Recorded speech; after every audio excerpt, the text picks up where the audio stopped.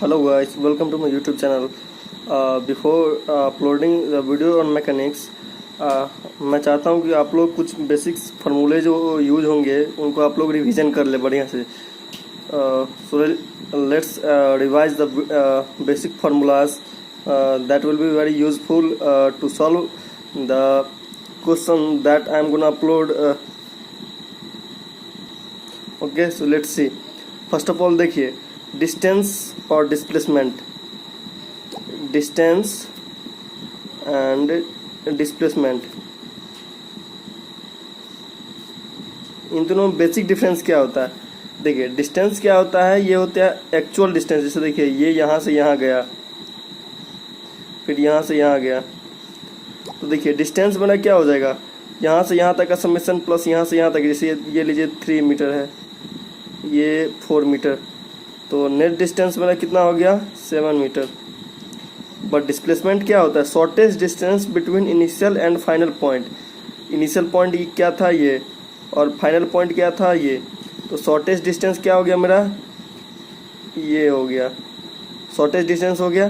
तो ये कितना हो जाएगा मेरा, पाइथागोरस थ्योरम से √3 स्क्वायर प्लस 4 स्क्वायर कितना हो गया 5. तो शॉर्टेज डिस्टेंस क्या हो गया 5 मीटर. तो डिस्प्लेसमेंट मेरा क्या हो गया 5 मीटर. तो देखिए एक कॉन्सेप्ट आप लोग जान लीजिए कि distance is always greater than equal to displacement.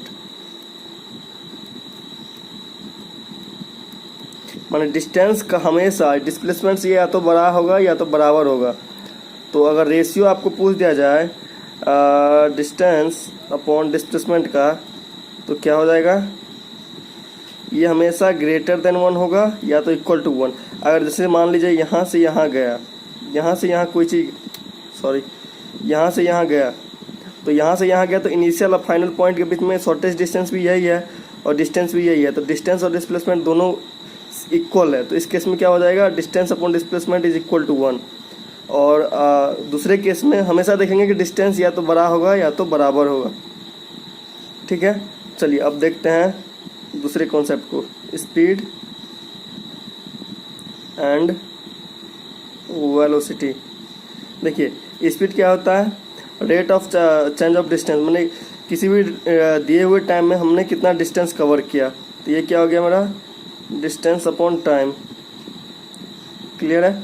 और ये देखिए ये क्या होता है, rate of change of displacement. तो ये क्या हो गया मेरा डिस्प्लेसमेंट अपॉन टाइम. देखिए वेलोसिटी क्या है मेरा, वेक्टर क्वांटिटी. वेक्टर क्वांटिटी माने क्या, डायरेक्शन है. जैसे देखिए आपको कोई बोला यहाँ से यहाँ जाना है, ठीक है. अगर आपको पाथ नहीं बताया हुआ है तो आप ऐसे जा सकते हैं, ऐसे ऐसे ऐसे ऐसे जा सकते हैं.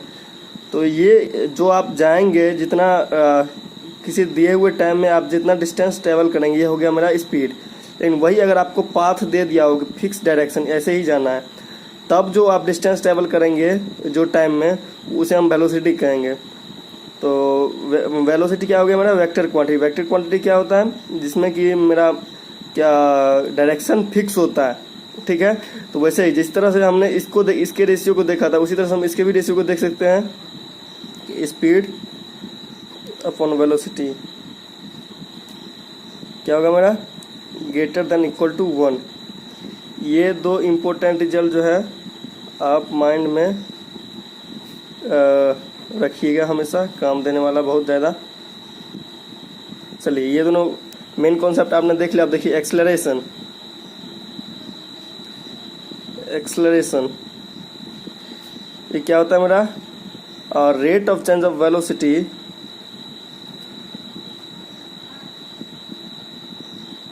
ये होता है मेरा rate of change of velocity. तो बेसिकली इसको ए से डिनोट किया जाता है. देखिए इन दोनों स्पीड डिस्टेंस डिस्प्लेसमेंट का यूनिट होता है हमारा मीटर, और स्पीड वेलोसिटी का यूनिट होता है मेरा मीटर पर सेकेंड. इन सब का यूनिट होता है मेरा मीटर पर सेकेंड. और एक्सेलरेशन का क्या होता है मेरा मीटर पर second square. Rate of change of velocity यानी ए से डिनोट किया जाता है, इसके बराबर क्या होगा मेरा dv/dt. और आप लोग को डिफ्रेंशिएशन पे अगर डिफ्रेंशिएशन में प्रॉब्लम होता है, टेंशन लेने की ज़रूरत नहीं है। मैं जल्दी अपलोड कर दूंगा एक, ताकि जो भी आपको मैकेनिक्स में आएंगे प्रॉब्लम उनको आप सॉल्व कर सकें। तो dv/dt हो गया मेरा, इसको ऐसे भी हम लिख सकते हैं v-u/t, क्लियर है। और इसका यूनिट हो गया मेरा क्या, मीटर पर सेकेंड स्क्वायर। और ये भी मेरा क्या होता है, वेक्टर क्वांटिटी। अगर एक्सेलरेशन मेरा पॉजिटिव है तो इसको एक्सेलरेशन कहा जाएगा, अगर निगेटिव है तो इसको कहा जाएगा रिटार्डेशन, ठीक है। चलिए अब देखते हैं बेसिक्स फार्मूले। तो देखिए ये बेसिक्स 3 फार्मूले हैं। फर्स्ट फार्मूला है v=u+at, second v²=u² + 2as, and third one is s=ut + ½ at²। इसमें देखिए v मेरा क्या होगा, v मेरा होगा फाइनल वेलोसिटी, u मेरा क्या हो गया, इनिशियल वेलोसिटी, a एक्सेलरेशन है, ऐसे मेरा डिस्प्लेसमेंट, ठीक है। तो देखिए ये तीनों बस आपको एकदम याद कर लेना है। आप लोगों को तो याद ही होगा, 9-10 में आप लोगों ने पढ़ा होगा। v=u² + 2as and s=ut + ½ at², ठीक है। तो अब देखिए ये क्या है, s=u + sn=u + a/2 × 2n-1, ये है। देखिए ये क्या है, ये है मेरा distance travelled in nth second. मतलब देखिए कोई बॉडी जैसे distance travelled in nth second, distance निकालने के लिए u + a/2 × 2n-1, ठीक है।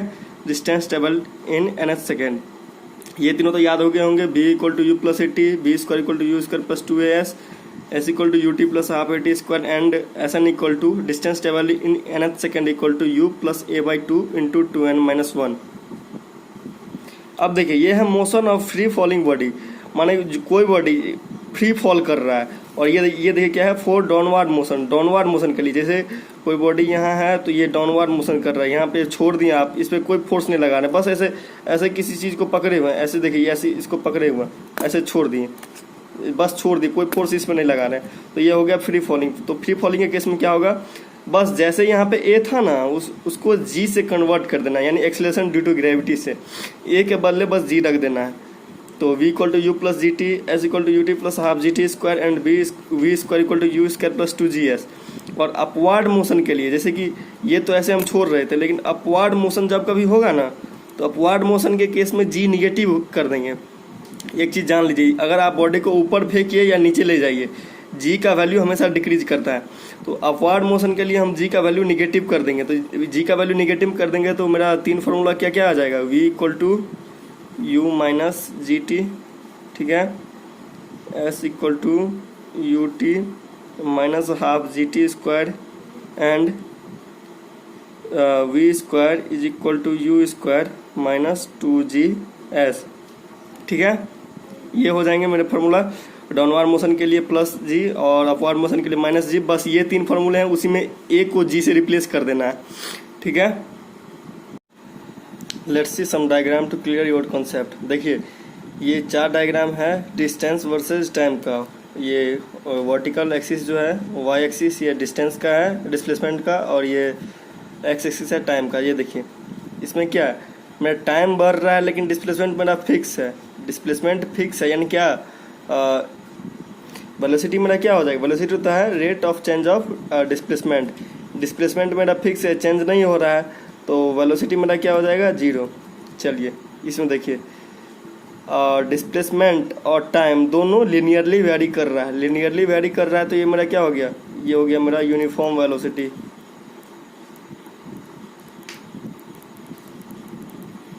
इसमें देखिए ये किस तरह से, इसका स्लोप क्या हो रहा है, इसका पहले ऐसे स्लोप है, फिर ऐसे है, फिर ऐसे है, माने धीरे धीरे आप देखिए तो इसका स्लोप बढ़ रहा है। स्लोप जैसे जैसे बढ़ेगा वैसे वैसे मेरा क्या बढ़ेगा, वेलोसिटी बढ़ेगा। क्योंकि देखिए इसका स्लोप क्या देता है, किसी भी चीज़ का स्लोप हम ज्ञात करते हैं tan थीटा से, tan थीटा जो एंगल है tan थीटा से, और इसका स्लोप क्या दे रहा है, s/t, ds/dt। ds/dt मेरा क्या था, देखिए ds/dt मेरा क्या था, velocity. ds/dt rate of change of displacement, वो क्या था, वेलोसिटी। तो देखिए यहाँ पे ये थीटा है, अगर इस तो ऐसे जाता तो यानी ऐसे आता तो थीटा इंक्रीज हो रहा है ना मेरा धीरे धीरे, जैसे जैसे थीटा इंक्रीज हो रहा है तो मेरा क्या होगा, वेलोसिटी मेरा इंक्रीज होगा। तो ये क्या हो गया, वेलोसिटी मेरा इंक्रीजिंग वेलोसिटी है। चलिए इसमें देखिए क्या, इसमें देखिए धीरे धीरे मेरा थीटा डिक्रीज कर रहा है, थीटा डिक्रीज कर रहा है तो क्या हो गया मेरा स्लोप मेरा डिक्रीज करेगा, स्लोप डिक्रीज करेगा तो स्लोप डिक्रीज करेगा तो मेरा वेलोसिटी डिक्रीज कर जाएगा, तो क्या हो जाएगा डिक्रीजिंग वेलोसिटी, वेलोसिटी मेरा क्या हो रहा है, डिक्रीज हो रहा है। क्लियर है। और कोई डाउट हो तो आप कमेंट बॉक्स में कमेंट कर सकते हैं, नेक्स्ट वीडियो में हम आपका क्वेरी सॉल्व कर देंगे। चलिए आप देखिए यह है मेरा वेलोसिटी टाइम ग्राफ। अब देखिए वेलोसिटी टाइम ग्राफ में क्या, इसका स्लोप हमको क्या देगा, स्लोप dv/dt। और हम पहले ही बताए थे आपको कि rate of change of velocity क्या होता है मेरा, एक्सेलरेशन। तो इसका वेलोसिटी टाइम ग्राफ का स्लोप हमको क्या देगा, एक्सेलरेशन। और इसका एरिया क्या देगा, एरिया कैसे निकालेंगे, v/t। तो v/t क्या हो जाएगा मेरा डिस्प्लेसमेंट, क्योंकि v=s/t, तो v/t क्या हो गया मेरा डिस्प्लेसमेंट। तो देखिए ये वेलोसिटी मेरा क्या है, कांस्टेंट है, कांस्टेंट हो रहा है, टाइम बढ़ रहा है लेकिन वेलोसिटी कांस्टेंट है। तो एक्सेलरेशन क्या हो गया मेरा, एक्सेलरेशन क्या हो गया मेरा, जीरो हो गया। और ये एरिया जो है ना इसके अंदर, ये एरिया, यही मेरा डिस्प्लेसमेंट मिलता है, ठीक है ना। चलिए इसमें देखिए लीनियरली वेरी कर रहा है वेलोसिटी और टाइम, तो ये क्या हो गया मेरा एक्सेलरेशन कांस्टेंट, यानी कांस्टेंट एक्सेलरेशन से बॉडी मूव कर रहा है। ये देखिए क्या मेरा इसका स्लोप बढ़ रहा है, हाँ स्लोप बढ़ रहा है, धीरे धीरे थीटा बढ़ रहा है। तो देखिए स्लोप क्या था मेरा, dv/dt क्या था मेरा, एक्सेलरेशन। तो स्लोप बढ़ रहा है तो एक्सेलरेशन मेरा क्या होगा, इंक्रीज करेगा। अब देखिए इसमें क्या, देखिए स्लोप धीरे धीरे घट रहा है, स्लोप क्या होता है मेरा tan थीटा। और हम जानते हैं tan थीटा में थीटा का मान जैसे जैसे हम इंक्रीज करेंगे वैसे वैसे मेरा वैल्यू इंक्रीज करेगा, और जैसे जैसे हम डिक्रीज करेंगे वैसे वैसे tan थीटा का वैल्यू डिक्रीज करेगा। तो यहाँ पे देखिए थीटा का वैल्यू क्या हो रहा है, धीरे धीरे डिक्रीज कर रहा है, डिक्रीज कर रहा है तो यानी tan थीटा डिक्रीज करेगा, और tan थीटा डिक्रीज करेगा यानी स्लोप डिक्रीज करेगा, स्लोप डिक्रीज करेगा मेरा यानी एक्सेलरेशन डिक्रीज करेगा। तो ये मेरा क्या हो गया, रिटार्डेशन का ये ग्राफ हो गया। क्लियर है। Let's see cool fact, in gravitational effect whether you fall a ball horizontally और vertically both will reach on same time. इसके कहने का ये मतलब, जैसे मान के चलिए कि ये कोई बिल्डिंग है, ठीक है। तो अगर आप इसको ऐसे गिराएं या फिर इसको वर्टिकली ऐसे गिराएं तो दोनों जो है ना, सो इसको अगर t1 टाइम लगेगा तो इसको भी t1 ही टाइम लगेगा। डायरेक्ट आप किसी चीज़ को वर्टिकली ऐसे फॉल कर रहे हैं, कुछ वेलोसिटी दे के फॉल कराएं, देखिए दोनों का वेलोसिटी में डिफरेंस होगा, वेलोसिटी दोनों का अलग अलग होगा, लेकिन time taken to reach the ground दोनों का सेम होगा। वही कर रहा है कि वर्टिकली छोड़िए या हॉरिजॉन्टली छोड़िए, दोनों का टाइम टेकन सेम होगा। अगर देखिए अगर किसी चीज़ को आप हॉरिजॉन्टली छोड़ रहे हैं ना, माने हॉरिजॉन्टली थ्रो कर रहे हैं, तो उस केस में हम s=u2 लगाएंगे, ठीक है। और अगर वर्टिकली छोड़ रहे हैं तो s=12 gt² लगाएंगे। क्यों, क्योंकि देखिए इस केस में हम कम्प्लीटली हॉरिजेंटल डिस्टेंस ट्रेवल मान रहे हैं, ठीक है। इस केस में हम जी को जीरो लेके चल रहे हैं, क्योंकि हॉरिजेंटली फेंक रहे हैं, तो हॉरिजेंटल फेंकेंगे तो जी का तो कोई इफेक्ट नहीं होगा, जी का वैल्यू ऊपर या नीचे थ्रो करने से घटता बढ़ता है। तो हॉरिजेंटली हम थ्रो कर रहे हैं तो s=ut लगेगा, जी जीरो हो जाएगा।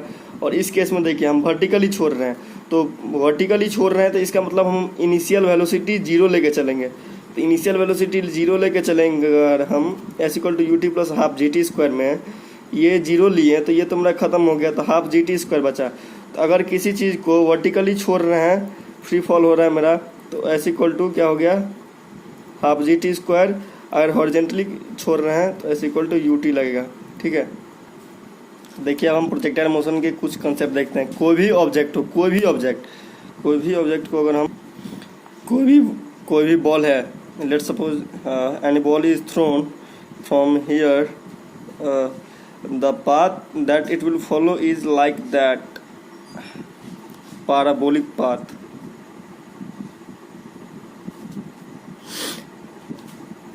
भले ही आप बॉल को किसी भी तरह से फेंकें, आपको लग रहा हो कि बॉल ऐसे जाता है ऐसे आता है, लेकिन ऐसे जाता है उसी पाथ पे रिगेन नहीं करता है। बॉल भले ही यहाँ से ऐसे जाए या फिर यहाँ से जाए या फिर यहाँ से जाके मुड़े, कोई भी पत्थर आप एकदम डिट्टो स्ट्रेट फेंक के उसी पाथ पे रिटर्न नहीं कर सकते। भले ही इतना दूर जाने के बाद ये कुछ कर्व हो जाए और ऐसे गिर जाए, वो हमेशा कोई भी, जैसे ट्रेन से आप कोई पत्थर फेंके या बॉल को आप ऊपर की तरफ फेंक रहे हैं, कभी भी फेंक रहे हैं, तो वो हमेशा प्रोजेक्टाइल मोशन को ही फॉलो करता है। पैराबोलिक पाथ हमेशा ऐसे जाता है और ऐसे आता है, ठीक है। भले ही ये इतना ही दूर पे नहीं मुड़े, कुछ आगे जाके मुड़े, यहाँ जाके मुड़े, यहाँ जाके मुड़े, कहीं भी मुड़े, लेकिन वो इसी टाइप का पाथ फॉलो करता है, ठीक है। तो इसे हम कहते हैं प्रोजेक्टाइल मोशन। तब देखिए प्रोजेक्टाइल मोशन से इम्पोर्टेंट कुछ हम फैक्ट देख लेते हैं। जैसे देखिए,